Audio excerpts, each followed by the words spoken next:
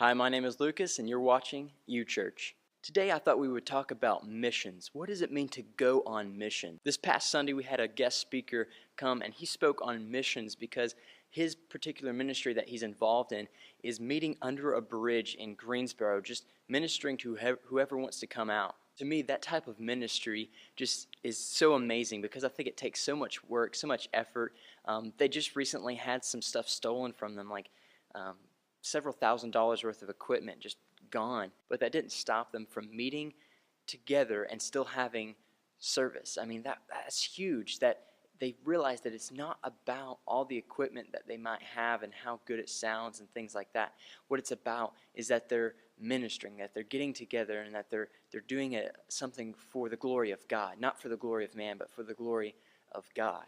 Now, I've talked about in my other videos about ministry and giving God glory and things of your everyday life, like if you're at school or if you're at work, just doing the things that you normally do and giving God the glory in those things. But today what I want to talk about is missions, specifically things that you're not used to doing, things that are out of your comfort zone, but you want to do anyways because you know that that's also giving God glory because God has laid it on your heart for you to do that.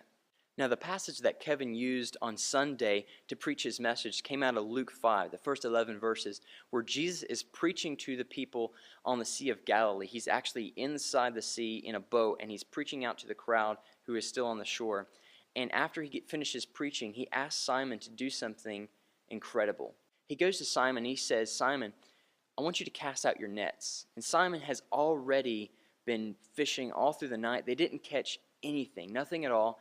This is Simon's reputation. This is what he does. He fishes for a living. He knows what he's doing.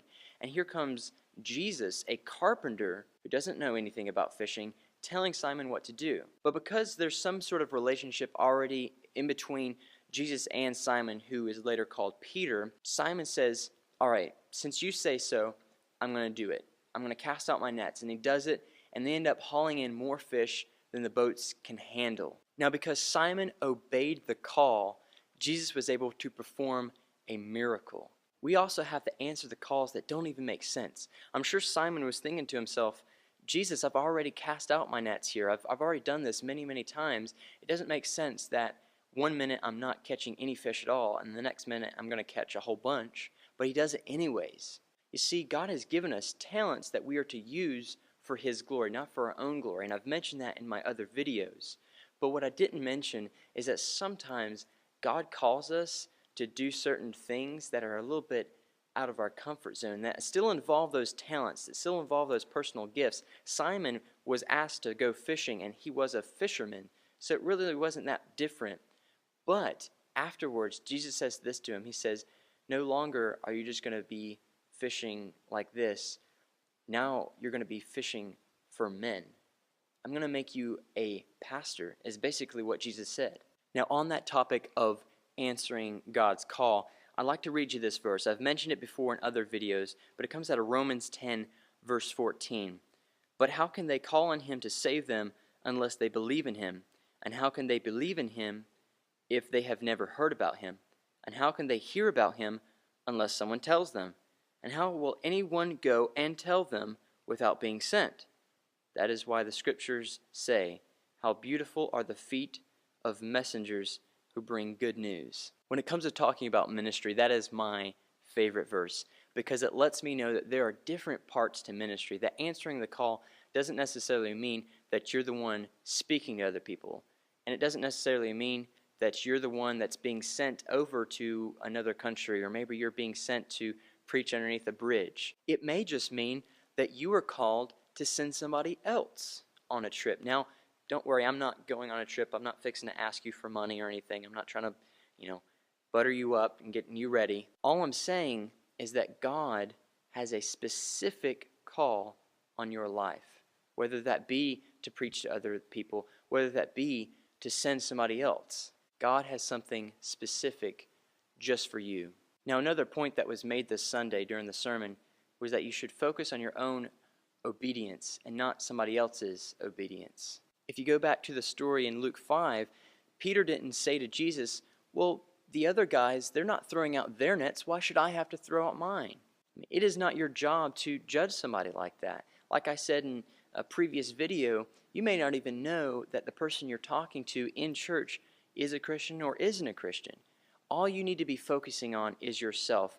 Are you believing in God? Are you giving Him glory in the things that you're saying, the things that you're doing? That's what you need to be focusing on.